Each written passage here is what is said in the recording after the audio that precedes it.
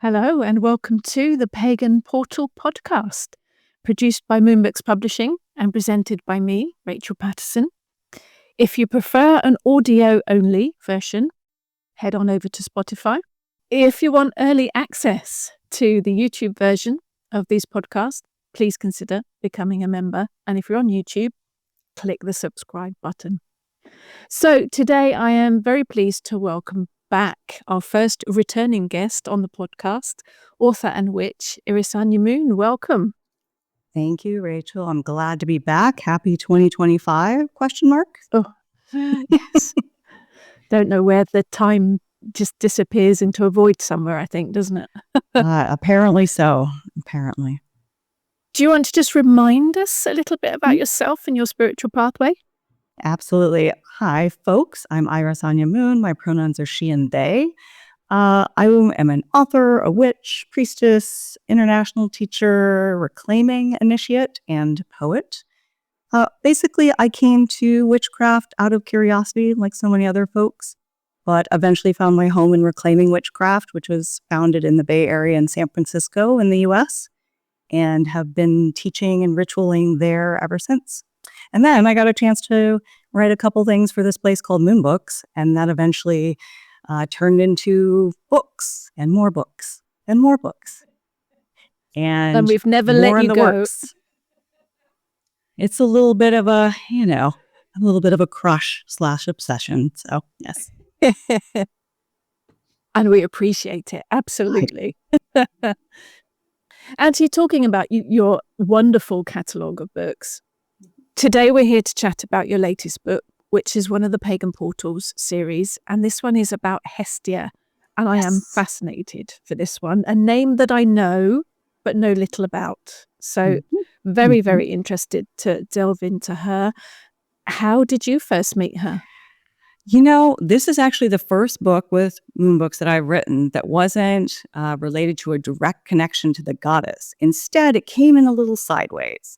I had this wonderful mentor called Copper Persephone, and she died actually in 2020, so she's no longer with us, but she embodied the energy of Hestia. She was the one who built communities, kept them going, met them when they were having difficult times, brought what we could say the flame of reclaiming from the different places she lived to the place where I lived. She's the one who is responsible. I think that's a good way to put it, for me teaching and for me planning rituals. But she was so committed to community building, and that is the heart of Hestia. And she showed me the value of it, and I have brought forward those beliefs and those practices of hers ever since. Excellent. I knew I liked to connect. I knew I had a connection to a community. Big thing, definitely. Now, the first question, I know of her as a goddess of the hearth and home, and that's probably what she's most well known for. How did she get that reputation? Yeah, so there are, first of all, not a lot of writings about her. Seems to be something that I like to do with my books, is I like to find the folks that don't have a lot written about them and then write about them, and then go find everything. Basically, I would say that the core of why she's of hearth and home is that she is the flame. She was considered, she was the one who tended the flame at Olympus. She was the one tasked with making sure that flame was still going, and a big job. So that she became that person that, the flame that kept everybody around it, and thus community, keeping the gods in one space, in one place. Now, having them behave, that wasn't her job. I'm not sure anyone could get the Greek gods to behave. Absolutely not. Absolutely not. Bless them. An impossible task for sure. Clearly. Actually, that leads me to another question. In your books, in all of your goddess books, you use an unusual spelling for the word gods. So gods with 2 Ds. Reasons for that? Yeah, you can't hear it when I say it, but in my head, I'm saying the 2 Ds. So I can't remember exactly where it started, but it was a while ago. One of my other mentors, Urania, had started using that spelling And it made me curious because I had been going through a personal evolution of not wanting to keep the gods sort of stuck in categories that were very human and very limited. And so I personally don't really think the gods are one gender or any sort of gender representation that I could define as a human. So using the two Ds for gods allowed it to sort of create a little space for there to be something more than what we might traditionally associate the 1D god with. And so thus there's also space for folks who don't identify as either. And there's also space for folks who aren't really sure where they identify. And so it allows them to see themselves in gods, which is part of, for me, relationship building. We do humanize them, don't we? We do all of the images, all of the artwork. They are very human, aren't they? Absolutely. And they don't act like them. Well, that's the thing. Depends, really, doesn't it? Well, it depends who tells the story. But I would say too that, why limit them, and thus why limit us in who we are? And I think it's just, it also is a really great starting point for conversation with folks, because I could, I work with Aphrodite. I do use she and her. That makes sense to me. But if I were to work with Dionysus, they seems like the appropriate pronouns. So. Okay, yes, I can see that. Yep. Or the god of hangovers, as I like to call him. Yes, exactly. Mm-hmm. Bless it. Oh, love them. Well, that makes sense. That makes absolute sense. Some of them are more fun than others, aren't they? They have stories, lots of stories. And interestingly, Hestia is not really into that. So I'm sure we'll get to that. Yes, we will get on to that. So it's only because we know a little bit, you see, we're tempting people. Stay tuned. How does Hestia fit into the Greek pantheon? Yeah, so she is one of the children of Rhea and Kronos. And so she's an Olympian too, but basically she gets caught into one of the, very normal stories in Greek mythology. Kronos, the dad, finds out that one of his kids is going to overtake him and take his power. So he's like, well, the only thing I can do is to swallow all of them, because that makes sense. Obviously. Yeah. So that is Hestia, Zeus, Poseidon, Hera, Demeter, and Hades. Now, there's a list. There is a list. Yeah. There's a list. So read the book. But Rhea realizes what's going on, hides Zeus away. And so Zeus eventually comes back and gets all of his siblings. And Hestia is the first one swallowed and the last one released. So she's like the oldest and the youngest at the same time, which is a really fascinating story. I mean, that is a whole A-list of celebrity gods there, isn't it? There's a lot, right? I know. And it's just the fact that they have already gone through so much, and then they sort of are released into this world of having different things they're responsible for, and also navigating their own personal relationships. So now getting on to the idea that Hestia is referred to as a virgin goddess. Does virgin mean what the modern meaning of it is, and what's her role in that? Yeah, it depends, right? Like a lot of the things that I've read, that sometimes the writings are referring to virgin as not as being celibate. In other writings, virgin is about being your own self-possessed woman. And so for Hestia, she went to Zeus and said, I don't want any of that. I don't want to be married. I don't want to, I want to remain celibate and unto myself. And to be clear, Artemis and Athena did the same thing. It's not a new thing. And so one of the things that I've noticed is that virginity, like it depends on who's talking about it, because some folks are very much of like the very puritanical version. And then virginity sometimes with Artemis is, she gets to do what she wants. Like it's more about being empowered. And also virginity sometimes for priestesses or folks who were working in temples was something that you agreed to because it was a rite of passage. And maybe you weren't a virgin forever, but you were for a certain time period. So I feel like it's a choice. I feel like it's a choice of empowerment more than often than not. But in modern society, it's not always seen that way. Modern traditions versus ancient. Well, yeah. And Hestia was getting hounded by Poseidon and Apollo. And so she was like, went to Zeus and said, hey, whoa, let's stop this. First of all, brothers. Second of all, that's not what I want. I want something different for myself. Oh, so she had suitors then to just... Oh, yeah. But we're brothers. It's all very complicated, the whole Greek theme, it's a family tree of infinite winding. See my book later this year. Yes. Yes. That's going to be on the bottom shelf in brown paper by the sounds of it. Then most Greek stories probably could be. Do you have is there a favorite myth or story that you have that's associated with Hestia? She doesn't have a lot. So that's really the trick. But one of the most interesting stories / descriptions of Hestia actually comes from Robert Graves. So for me, that could come with, it may not be grounded in anything. But I think I've seen it someplace else. Bless him.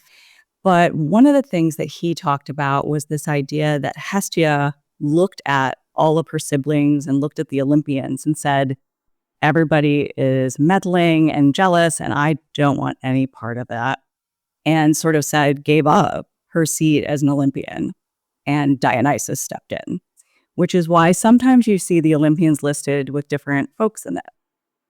And I think that's part of it. You don't always see Hestia. You don't always see Dionysus. Sometimes you see Hades, but Hades is not. And it's a really interesting thing, but I think that speaks to, again, her realization of what her role was and what was going to be the most important thing for her to do. And I love the idea of someone realizing that stepping back was the best choice. Nice. Yeah. She had her smarts about her, didn't she, by the sounds of it? She did. One of the few. Mm-hmm. So you've mentioned Olympians a few times. That's kind of the top tier, as I understand it, isn't it, of the Greek gods? Yeah. They're the folks up at Olympus mostly. And they're the folks who are the ones that people of ancient Greece look to their stories, look to their sort of interference and expectations to inform everyday life. And these are the folks to which you gave sacrifices. These are the folks to which you had temples and sanctuaries. And these were the folks that you really believed had influence on your life, for better or for worse. Actually, the one that I always associate with Hestia is Vesta. What's the connection there? Yeah, Vesta's the Roman counterpart of Hestia. And so my understanding, at least, is that while Hestia is really focused on home and family and sort of like more local, she was involved a bit in sort of civic affairs and decision making, or at least in those spaces, her flame would be there. Vesta was more about the civic affairs, more about, in Roman culture, this idea of her being someone to look to for advice or counsel and support in making decisions for the sort of political realm. Because there's a mirror, isn't there? The Romans, bless them. Yes. Basically, let's be honest, they stole the Greek deities and renamed them, didn't they? Mm-hmm. That's the bottom line. It was a rebrand of Hestia with a little bit more, a rebrand with more of a focus on, I don't know, I sometimes find, this might not be true, I don't know a lot about the Romans, but I find that the Romans tend to bring forward more of the characteristics that are going to be more helpful in their context of society, which is not to say that the Greeks didn't do that, but I that's what I see as a slight difference between the two. Right. If there aren't that many stories about her, and we do find that with a lot of the gods, don't we? Some of the gods, there's loads of myths and stories, others not so much. Do you think learning what stories there are about her, or in fact any of the gods, really? Do you think learning the stories about them is important? I think that learning stories is the best place to start. One of the things that I definitely talk about in my books over and over and in many spaces, the idea that building a relationship with a god starts with getting to know them. And the only way we really know to get to know them is through source texts, through stories, through adaptations of their stories, etc. Just like you would get to know a person, you would ask them, where did you grow up? Where did you go to school? What was your favorite color? You would ask questions. And I think that these stories allow us to answer questions that we might have, but also get a sort of an overall perspective or view of how they were perceived. And that is also important. So reading between the lines of stories, seeing that Hestia isn't really talked about a lot and sort of Demeter becomes the focal point, that is also important and talks to the context of the society and also speaks to what was important to the people at different times. And also you'll find that Hestia is omnipresent, but not always mentioned, because what I find, folks who are really important and are everywhere tend to not be mentioned because they're everywhere. Are there a lot of statues, temples to her, anything like that in Greece? Or is she one of those ones that is, Yeah, so here's the thing. So Hestia is, you and I are talking about it, and most people would sort of envision this as Hestia, human figure, right? Hestia really wasn't. She was for a certain time period, but she became more of an idea rather than a figure. And so we might not see representations of her or a lot of them, but what we will see are very well-tended hearths. We will find in all these spaces outside of temples, you will see these gorgeous spaces where there would be fire, and it would be something that people kept going. And if it went out, it was a big deal. And so, and also in all the homes, there would be a central hearth. And if that went out, that was a big deal.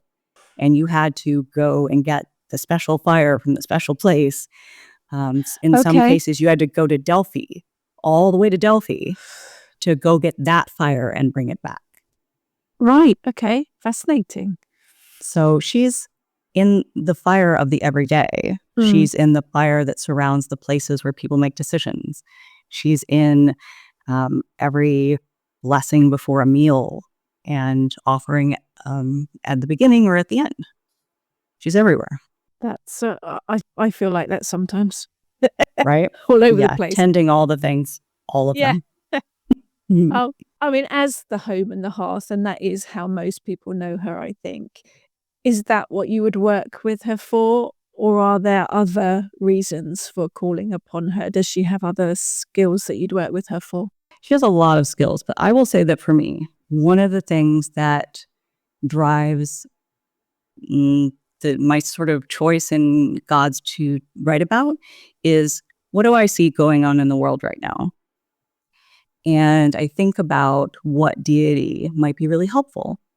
And I was writing this, or was thinking about writing this, at the beginning of 2023, and I was just about to teach my first in-person witch camp in 4 years because the pandemic had shut everything down.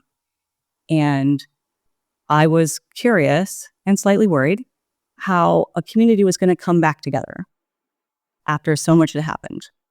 How could you rekindle that fire of community?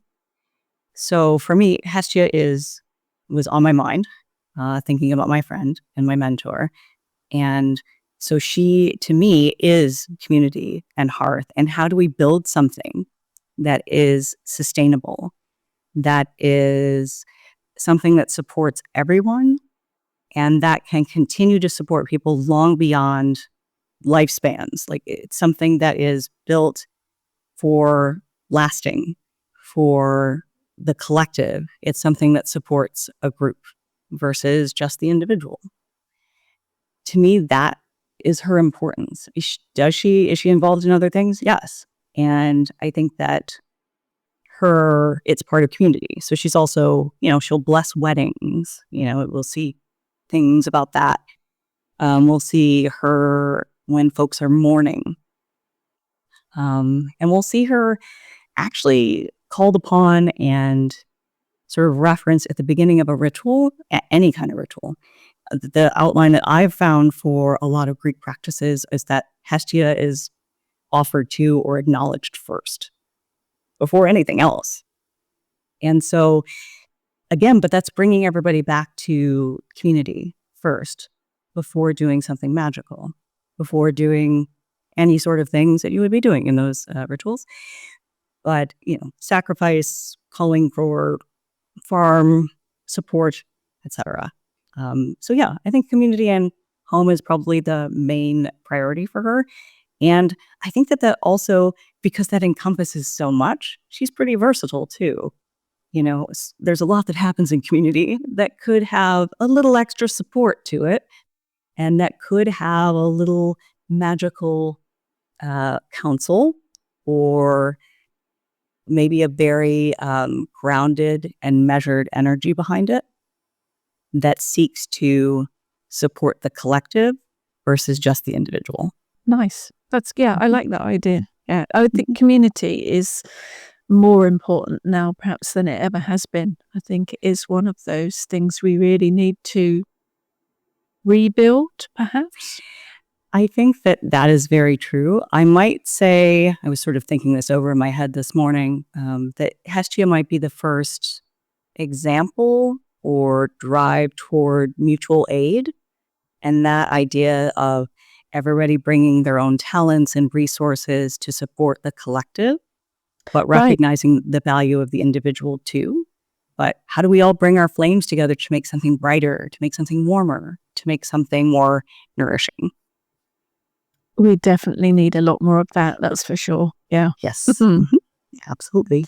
So does she have any particular traditions? Did she have, I don't want to use the word cult, that's a weird word, isn't it? But did she have specific followers? No, it doesn't seem to be the case. I'm sure that there are some. I'm definitely sure that I've mentioned some, but it's not the thing that she's really known for. I would say that she's more, the being who, again, shows up at all of the big events. But not really, she's not the focus. She's the one who supports them. She's the one who reminds people to come together, to bring their resources and talents, but also to bring their flame into the space. She reminds people that everyone has something to offer and that everyone has value. But in terms of, specific practices and things like that, there are some, but I think that it's more important, I think in this modern context, to think about how do we bring that forward, because different time, different context. But I don't know, I see her as sort of like sitting in that room where you're having the big meeting and it's really complicated and you don't know what to do. And she just sort of nudges you and says, have you thought about this? And then it's just like an easy little nudge. It's nothing more than that. She's not like, big and bold and all of that. She's, how do we make this work? How do we serve folks? And that feels more important to me in this moment, to bring that forward. I bet she's bought all the snacks as well. Oh, absolutely. She's a great cook. No doubt. I imagine. I always tell, one of the things I want to tell folks is that Hestia does not mean you need to know how to cook. Just to be clear, because I don't. So. But you know how to buy snacks, so I it's do. fine. Yeah, you can just bring them. Store-bought is fine. Perfect. That's kind of how I imagine her, as the one behind the scenes doing all the organizing and making sure everyone's comfortable and fed, and yeah. Oh, she's the one who has gotten to that space early and made sure that the coffee is going, that the hot water is hot, that the tea bags are out, that the cups are clean, and that was my mentor. Like, that was what she did, and that is what she instilled in me and other folks that she supported, was this idea that all of that matters. And it's not just the flashy teaching and the rituals and things like that. It's also like, sometimes in reclaiming, we call it the sacred schlep. You sort of have to like there's like the sacred like moving of stuff, and like you got to move the chairs, you got to clean the floor. All of that is important too, because Someone's got to do it. someone's got to do it. And sometimes that is the thing that a person can do. Maybe they don't want to be the person speaking in the middle of the ritual, but what they can do is they can make sure that that maypole gets to the ritual. Playing their part. Mm-hmm. Absolutely. Yeah, I think that definitely. Hestia is just sort of like, everybody's welcome. What can you do? Now, you've mentioned sacrifice a couple of times, and that word often scares folk. Obviously, sacrifice in ancient times was slightly different than it is today. So what does it mean today, sacrifice? Well, so the word at its core is to make holy, right? It is to, that is actually what those pieces of the word mean. Sacra for holy, and faire, am I saying it right? I think, yeah, facere is to make. And so to make holy. So I think this brings up again this idea of what's often a really individualized society. What's in it for me? When in that mindset and thinking about sacrifice, it sounds like you're losing something, which is true. And sacrifice, there's a but. And I'm going to say and, just to gentle it, to be a little gentle. Yes, and we sacrifice things every single day. We sacrifice things in every moment. Right now, I could be in bed. I'm not. And I wouldn't be. But anyways, we make decisions all the time about what is important to us. Sacrifice is, at its core, about giving something of importance to us in, either as an offering or as a sign of respect or other, various reasons why you do that. But for me, in terms of Hestia, yes, to her, people would give their firstborn cow or their goat or all of those things because that would have been their food. And instead, they gave it to a god. And that was a display of respect, of honor, and of whatever everybody was doing. And in the modern context, think about, again, taking an extra hour to set up a ritual and all of the things that happen beforehand, getting there, putting the lights up, putting the altars up. All of that is your time that you could have been spending in another way. But you sacrifice because this thing is holy and this thing is important. And I really encourage folks to look at sacrifice as an opportunity versus you're losing something. It is an opportunity to make it really clear what is important or what is important in that moment. Maybe not all the time. And it's not necessarily about like self-sacrifice all the time and giving everything that you are, because I don't think that Hestia is into that. But what I do think is that sometimes it is necessary for the greater good, for the collective. Sometimes you can't always get what you want, but you get what you need. Let's not right? go there. Yes, what you want and what you need aren't always the same things, are they? They're not. And I think today's society, it's just, we've been in a very strange, time period, in a very strange world where things have felt really small and scary. And from that fear, you want to hold on to as much stuff as you can. And that makes a lot of sense. And giving of yourself allows someone else to not have to do that. And then the next time, you might be the one receiving the benefit of that. So it's all about community again. Yeah. So that kind of leads me into my next question, which is how can we work with and honor Hestia today? Recognizing the value of community first is the way to sort of shift into a mindset of Hestia, to recognize that we don't have to do this alone. We actually aren't designed to do this world alone. So to honor her and to maybe invite her into that space, I really love candles, fire. She is, flame. Hestia kind of means the same thing. You can use those interchangeably.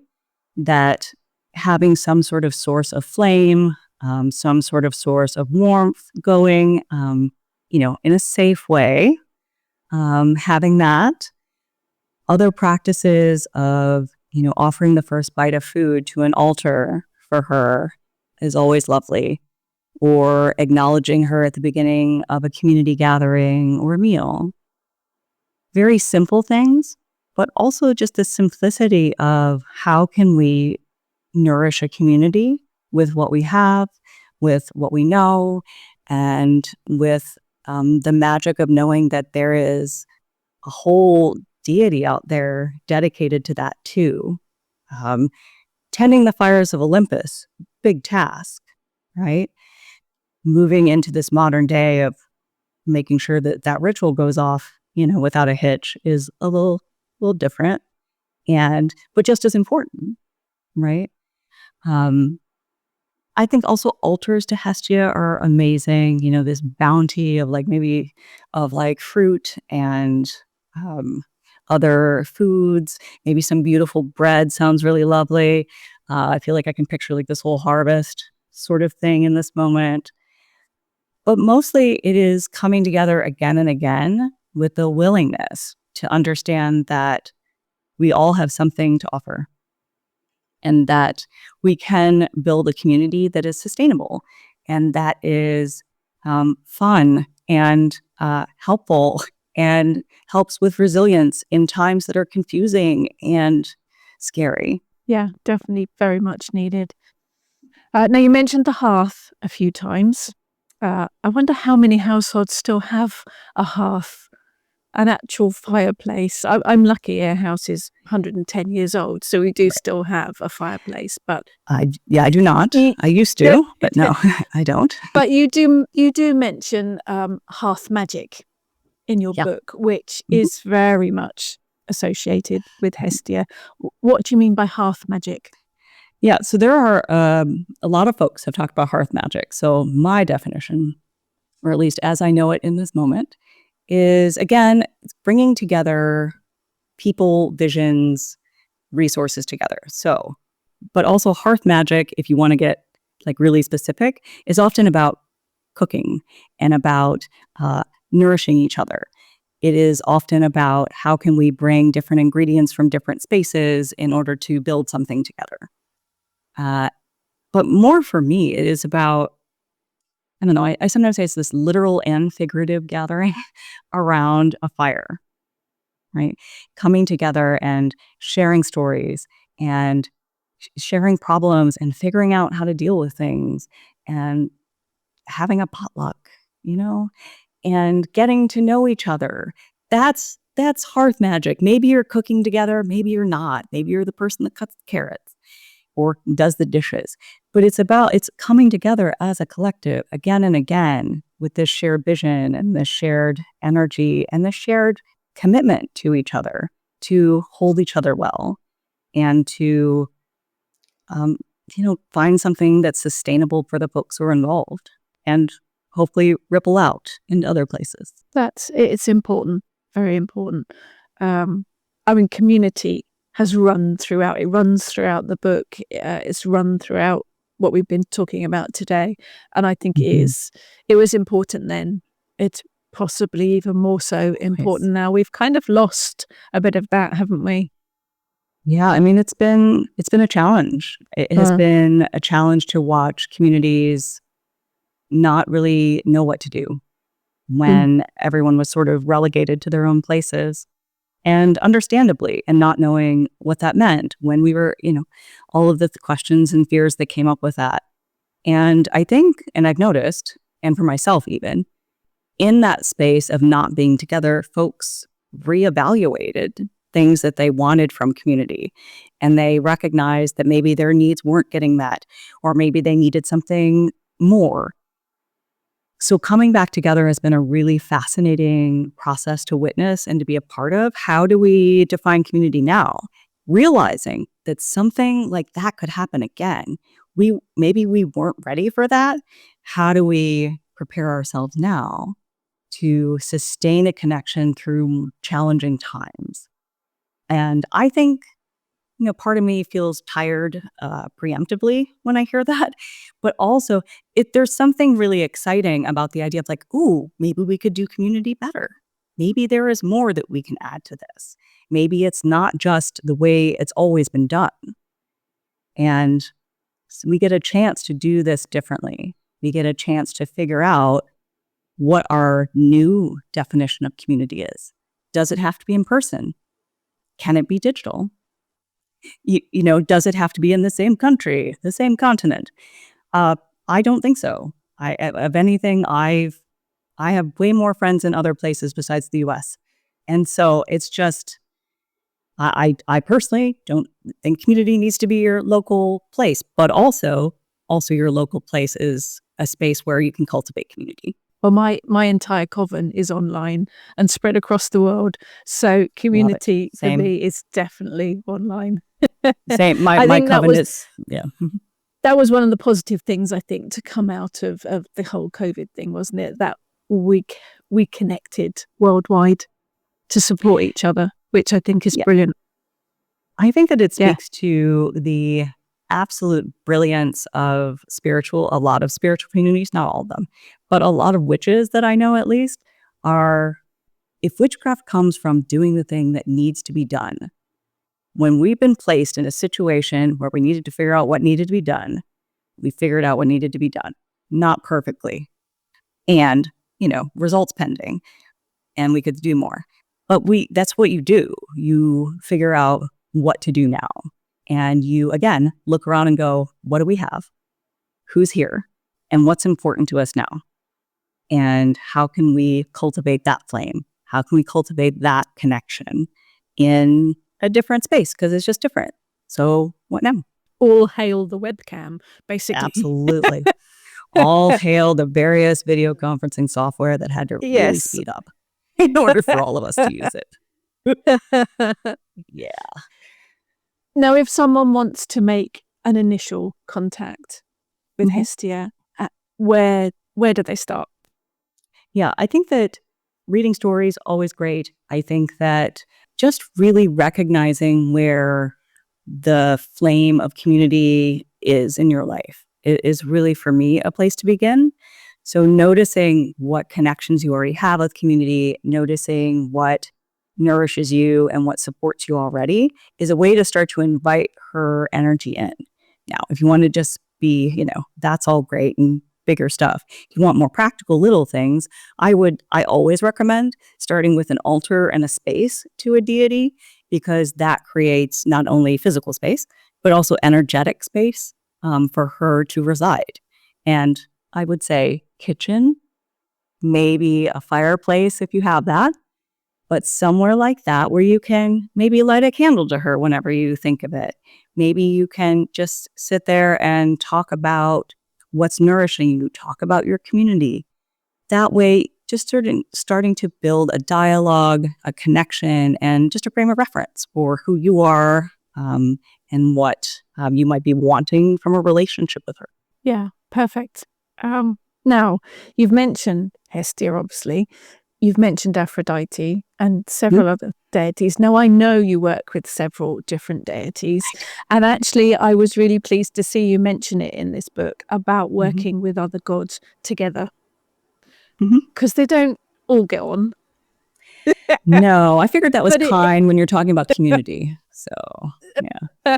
But it isn't something that is spoken about much. And I get questions from people. This deity's presented themselves, but I already work with this one. Can I do both? Your thoughts on that? Yeah, I actually wrote an article or an essay, I don't know what you'd call it, for Witches and Pagans back in 2017 or 2018 about this, about how do you work with a whole bunch of gods. So for me, at least, this is the way it looks. It is just like having a bunch of friends. Not everybody has the same needs, but also I want to make sure they kind of all get along in some way.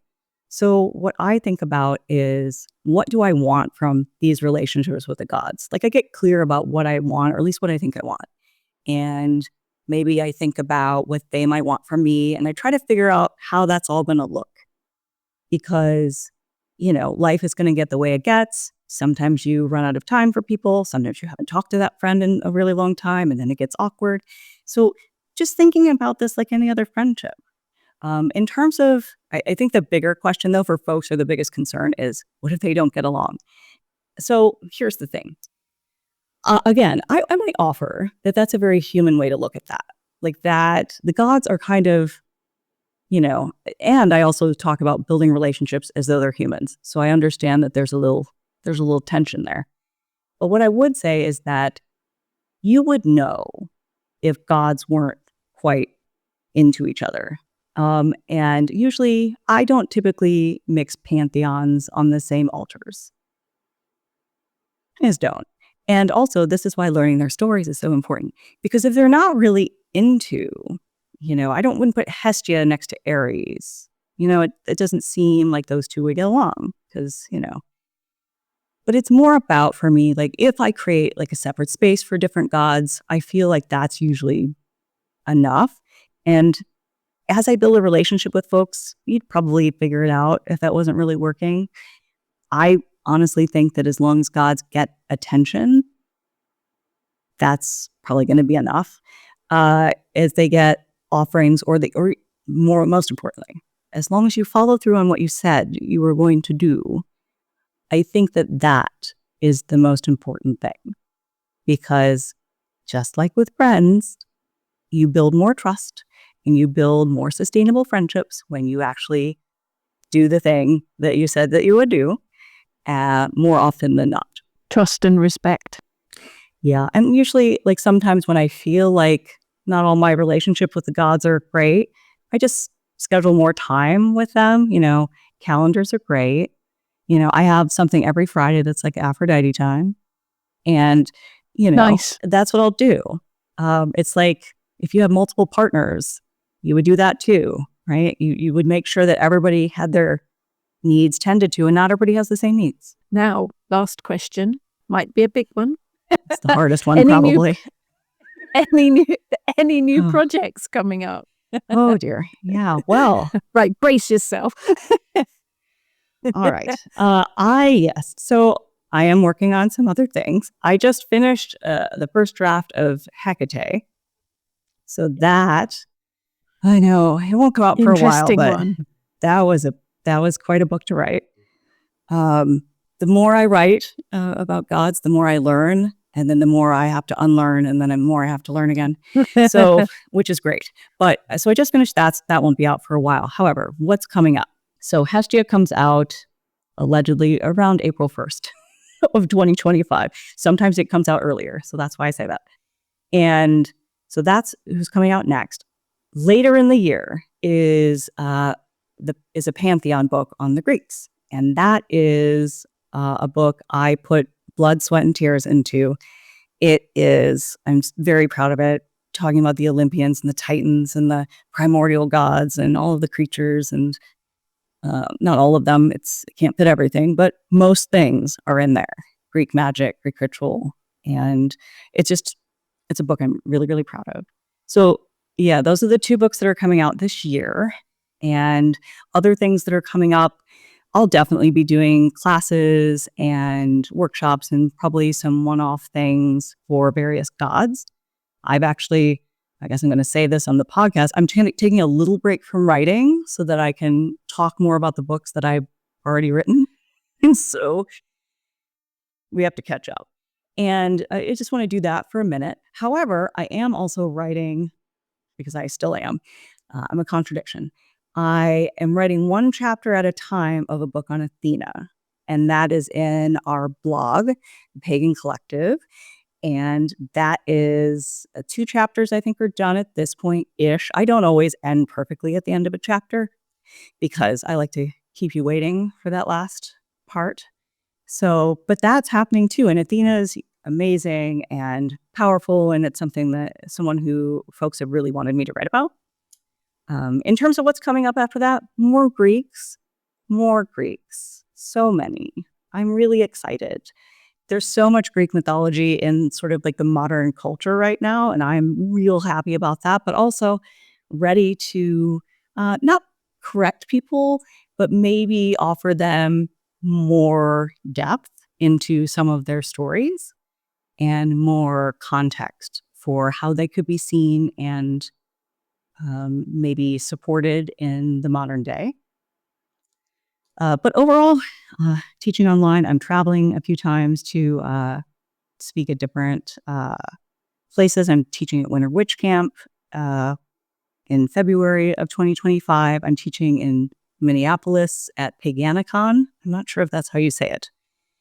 In the middle, it's the first time I've gone. And so I'm teaching on that. But I'll be there. I'll be teaching about how to build relationships with the gods. Because that's kind of what I talk about a lot. Other than that, other things are coming. All details on your website? I was going to say, website is the best place to find all the things. I also have a Substack, which is where I'm moving more and more of my writing. So, and also talks about things that I'm up to that are sometimes not Moon books related. So I have a whole bunch of things going on. It's interesting though, isn't it? The whole Greek pantheon we spoke about before we went live, actually, just very briefly. Modern TV, film, media seems to have grabbed hold of the Greek gods in lots of different ways. There's all sorts of things, books, TV shows. But it does seem to focus quite heavily on the Greeks, doesn't it?